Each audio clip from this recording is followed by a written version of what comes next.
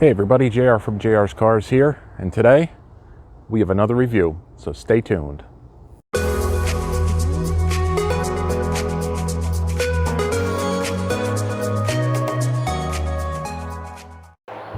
Hey everyone, so like I said, we have another car to review here. What we have is a 2007 Ford Edge SEL all-wheel drive. The exterior is what Ford calls creme brulee. And the interior is a tan color. So I've actually always liked these ever since they came out, and I'm actually really happy that we're able to own one of these now. So this is actually the replacement for the HHR. If you're a subscriber to my channel there, you could take a look, and you probably have already seen what happened with that car. So what I'll do here is I'll give you a walk around, go over a couple specs, and we'll take a look and see what it's like to own the Ford Edge. First thing we're going to take a look at is the exterior styling. It's a pretty decent looking crossover. It's pretty aerodynamic. If you take a look at the swooping front lines on the nose of the car, going back into the windshield and to the roof, it handles pretty well. What you have is you have four-wheel disc brake, front and rear. These are 17-inch wheels, and as we come around here, you can take a look and see that Ford was still using the manual touchpad on the outside of the car, which is really nice to have in case you lock your keys inside the car. You can set that code, and at least you'll be able to get inside your car so you can get your keys. That's one big thing that I would suggest for anybody to do, is to set that code as soon as you get your car. So as we're coming around the back here, you can see the tail lights. I personally love the way these tail lights look. The clear housings with the red bulb inside, I've always liked that look. And Ford started doing this with a bunch of their cars around this time. And I personally love the way they look, as opposed to just a standard red tinted tail light. It's got a dual exhaust, sun visor on the top of the hatch there. It's got backup sensors. And as we come around the other side here, it's obviously the same as the other side. It's like I said, it's a very attractive looking car. It's a pretty wide car too. When you're sitting inside of it driving down the road, it's pretty wide. You kind of have to get used to it when you're parking, if you're used to driving around a smaller car. You have your antenna up top there, which has satellite radio, and your fog lights. And personally, one of the things that I kind of like is looking at the front end of these cars too, because of that big chrome grille on the front. It's like, just says, get out of my way. So with that, we'll take a look at the inside, and then we'll take a look at what's under the hood. So I lied a little bit. Before we go inside, I want to show you the one feature that I absolutely love in this car, and that's that huge panoramic sunroof. The entire roof here, this whole panel is glass. This whole panel will move. It'll tilt up, or it'll pull back, and then you have this sunroof that's in the back too. This is, I'll show you when we get inside the car what it looks like, but this whole panel here is glass too. Now obviously, if you live in a state where you're prone to hail, this is going to be your worst nightmare, because I mean, it's glass, and eventually, if you get pretty decent hailstorms with hail that's big enough, it's going to crack and break that glass, and it's not cheap to replace. But I don't live in an area like that, so this is probably one of my most favorite features of this car. Now we can go to the inside. All right, so like most cars of this era, a lot of it has to do with just plastics. There's plastics all over the place. Every single car around here has plastic. Plastic door panels. It's got a soft touch armrest here. You have your typical controls for the window lockouts, your windows, your mirror, your lock, your chrome door pulls here. This one does not have leather, thank God. I'm not a fan of leather. It's a little bit dirty right now. I have to clean this. But what it does have is these, it has a power seat. It's got lumbar, nice big thick center console. And we'll come back to the front here. We'll go into the back. Take a look at the seats in the back here. Again, door panels are the same plastic, right? So the seats in the back are really wide. They're comfortable. They have the 3-point harness in the center, which is really nice if you have children that are not in car seats. And the seats fold down basically by this little lever that's on the bottom here. You just pull this lever up, the bottom of the seat folds forward, and the whole seat folds flat, and then you get all this cargo space in the back of the car. Okay, so I folded down the other seat, and we'll go take a look at how much cargo space is in the back. Open up the hatch here. And take a look at all that room. That's more than enough to fit whatever you need in the back there. It actually seems like it has a little bit more height. I'm sure I could probably measure this out to see what the height difference is, but in my Pontiac Torrent, you could check the video out up here. It looks like it has actually a little bit more height, and it definitely has more width, because in the Torrent I have the bass speaker that's on one side, and the shelving that's in there is taking up some of the space in the back here. But this definitely doesn't have it. If you look in the back here, you can see your fuel reset. That's your, if you go into there, that's where if you were to ever have an accident or anything like that, that's a fuel cutoff switch. You can reset it in there. You have a little storage cubby over here. You have power in the back here too, which is really nice, just in case you know, anything happens, you need to inflate a tire or something like that. You can always hook up something back here, like a little compressor or something like that. You have a bass speaker over here too, kind of like what I have in my Torrent. And then down in the bottom here is where you have your spare tire. So we'll close this up. And we'll go to the front and show you the options for the driver. Okay, so now sitting in the driver's seat here, you can take a look and see what you're going to see when you're here. You have your controls on the steering wheel. These are your cruise control. This is your controls for the radio. It does have a leather-wrapped steering wheel. Unfortunately, it is pretty dirty, so like I said, I haven't fully cleaned the car yet, so this cover's on there for now until I actually get that cleaned.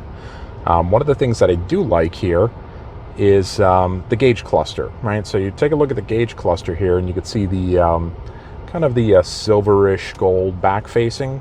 I really like that, and they did that back in 2003 with the Mercury Sable. There was a model of the Mercury Sable that had the same thing, and I actually own 2 of those. And I really like the way that they look, because it puts a little contrast in there too, instead of just being black or, you know, just blah. It kind of gives you a little something nice to look at, being that you're supposed to be looking at that all the time.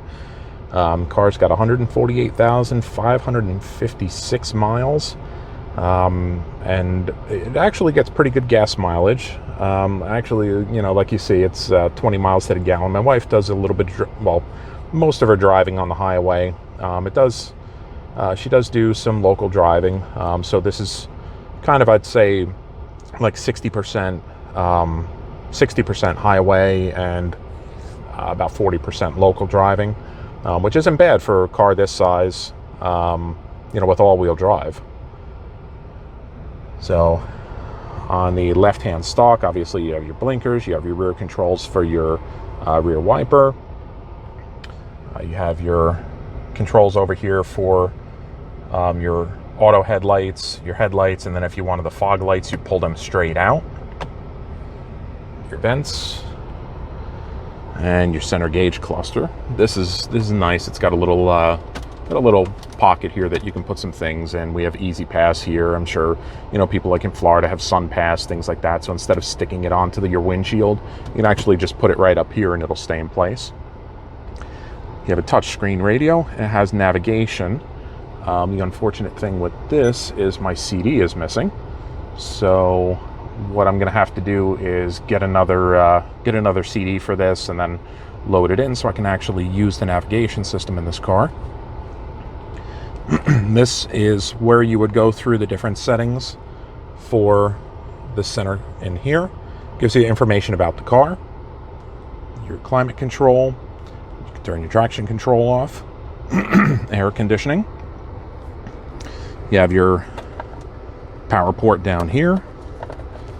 You have a little cubby for storage. Nice little anti-slip tray down here. Your shifters here. And then in the center console, which is actually pretty neat, it's very, very large. You have this container that's in here, and then this actually pulls out, and you have all the storage in the bottom there too.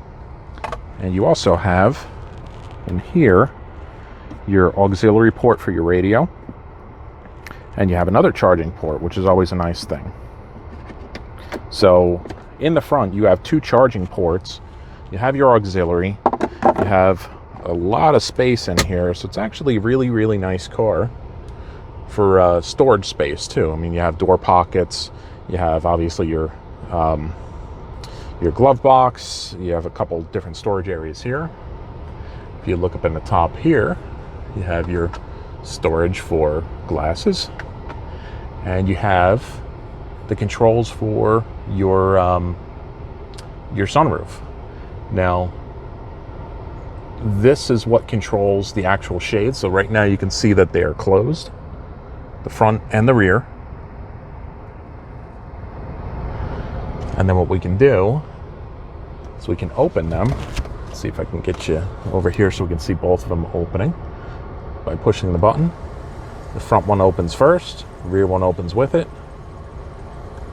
And then you get that huge panoramic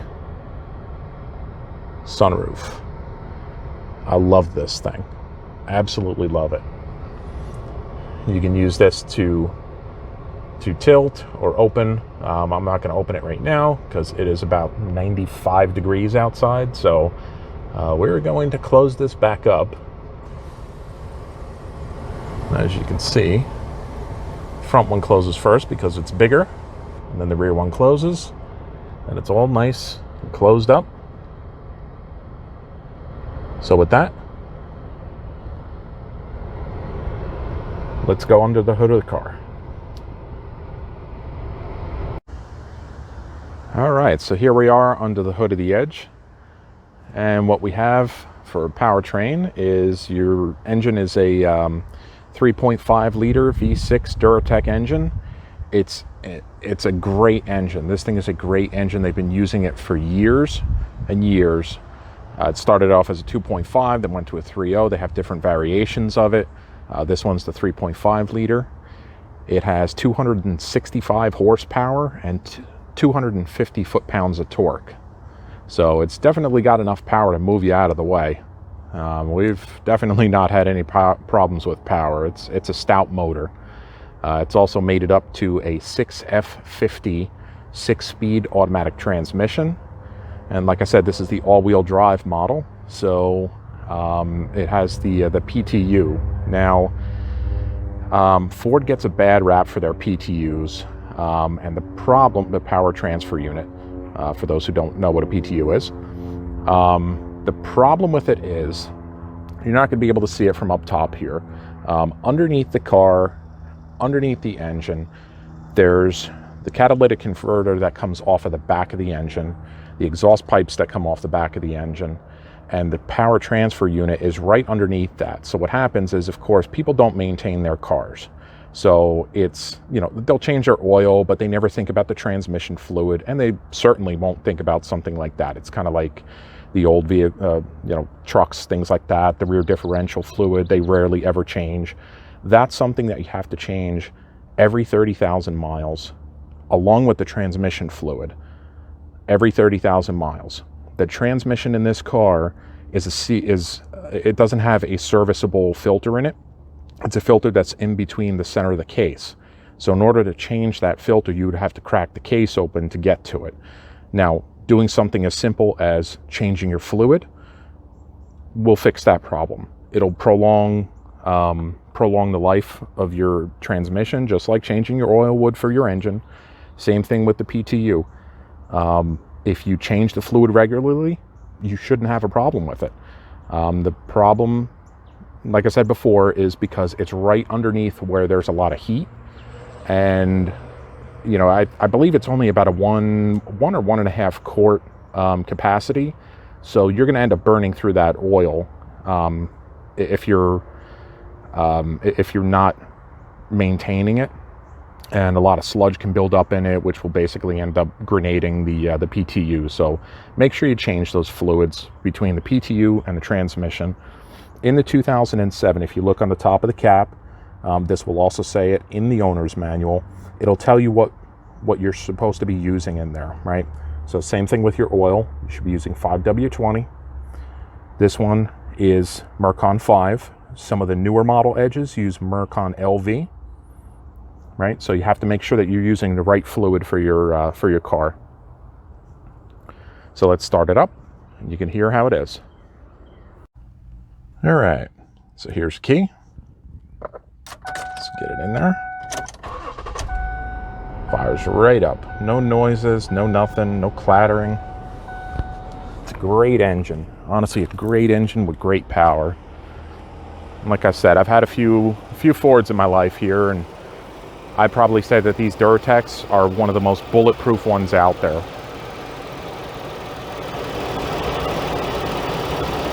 One of the common things to have happen with these Durtex engines are these coils. Coils, they last a certain amount of time. I mean, if you start getting misfire codes and you see your check engine light flashing, check the codes. Make sure that you're not make sure that you're taking care of that quickly, because if you're not taking care of a misfire, you could easily destroy catalytic converter, and it goes into a much more expensive repair. So that's my review of the 2007 Ford Edge SEL all-wheel drive. I hope it helped you out if you were considering taking a look at one of these or considering buying one. And if it did, do me a favor, give me a like. Consider subscribing to the channel, because I have a lot more content on there, and I have a lot more content coming for you. I hope everybody's staying safe out there, and I'll catch you guys in the next video.